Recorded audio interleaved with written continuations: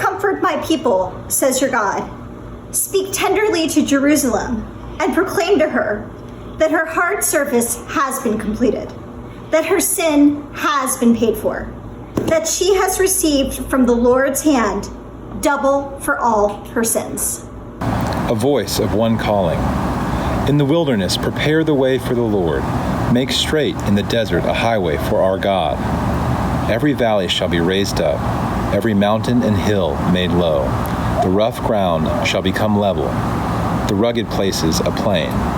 And the glory of the Lord will be revealed, and all people will see it together. For the mouth of the Lord has spoken. A voice says, "Cry out." And I said, "What shall I cry?" All people are like grass, and all their faithfulness is like the flowers of the field. The grass withers and the flowers fall, because the breath of the Lord blows on them. Surely the people are grass. The grass withers and the flowers fall, but the word of our God endures forever. You who bring good tidings to Zion, go up on a high mountain. You who bring good tidings to Jerusalem, lift up your voice with a shout. Lift it up, do not be afraid. Say to the towns of Judah, here is your God. See, the sovereign Lord comes with power, and his arm rules for him.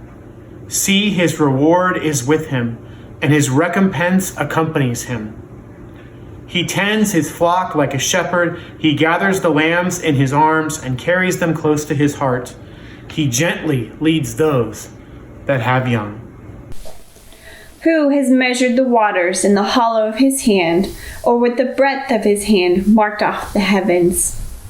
Who has held the dust of the earth in a basket, or weighed the mountains on the scales and the hills in a balance? Who can fathom the Spirit of the Lord, or instruct the Lord as his counselor? Whom did the Lord consult to enlighten him?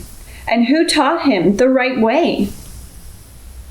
Who was it that taught him knowledge, or showed him the path of understanding? Surely the nations are like a drop in a bucket.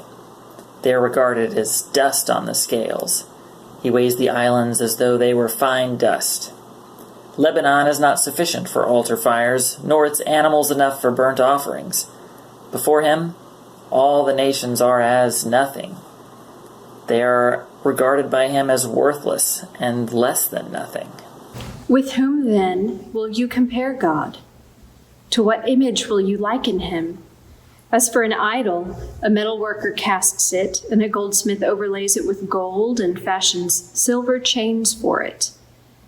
A person too poor to present such an offering selects wood that will not rot.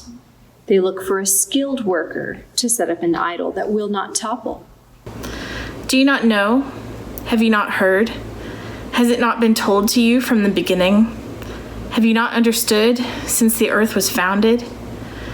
He sits enthroned above the circle of the earth, and its people are like grasshoppers. He stretches out the heavens like a canopy, and spreads them out like a tent to live in. He brings princes to naught, and reduces the rulers of this world to nothing.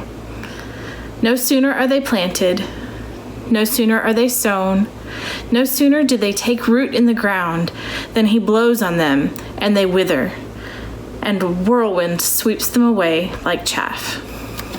To whom will you compare me, or who is my equal, says the Holy One. Lift up your eyes and look to the heavens. Who created all these?